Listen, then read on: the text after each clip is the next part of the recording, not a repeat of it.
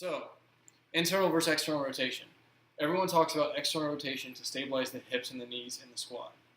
One of the biggest things that I see though is if you're lacking, so I have zero internal rotation most of the time.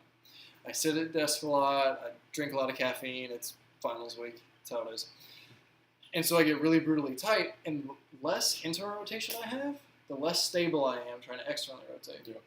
What do you think about that? About training something, or not training something, but working on something that almost seems counterintuitive? I think we have to go back and just look at the basic anatomy. It's easy to say, okay, and if you don't know what internal and external rotation at the hip are, it's basically, so imagine you're in a seated position. Let's visualize a model of a human. We're looking at them from the side. We have a head here, body, their legs going to come forward to the knee, and then foot down here. So if we're looking at them from the side and they're bringing their foot out towards you, now that's going to be internal rotation of the hip, because we're looking at this at the femur here. The top of the femur where it comes out is going to rise, closing in towards the body, so it's internal rotation. And whenever the foot goes across, like you're crossing your legs, the outside of the femur is dropping in away from the body. That's external rotation. So now whenever we think about squatting, if we're looking at it from the front now, and we're looking at a shin, if these are both legs, if the shin falls out, that's external rotation. We're looking at the leg being able to externally rotate. A lot of times we're avoiding the pelvis collapsing through the legs, which is what you have to do to be able to squat to full depth, which is, kind of going back to what we were talking about, is why most people can't squat to full depth, because they can't let their pelvis pass through both femurs. Now with the internal rotation, how it relates to the external rotation, we look at the two main internal rotators of the groin, how they attach up high from the pelvis and then around to the back side of the upper femur. Yeah.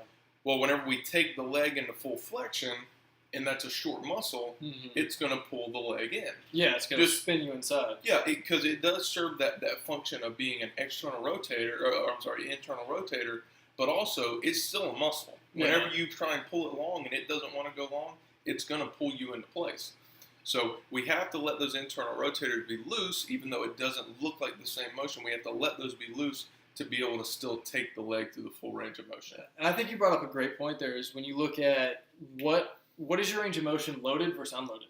Yeah, absolutely. So you see a lot of people who do yoga and all that, and I think yoga is great, but there is a difference between your position loaded and unloaded.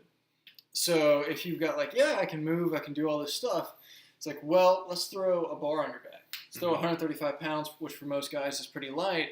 Then let's see how you move.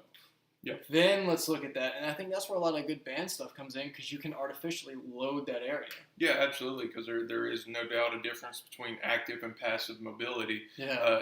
Whether or not a muscle under pressure is going to be able to lengthen to a certain length versus just be able to pull that muscle to a certain length. And some of that's just neural control. Like, can you control that muscle, or is it just this freak out response of finding stability wherever you can? Absolutely, I agree.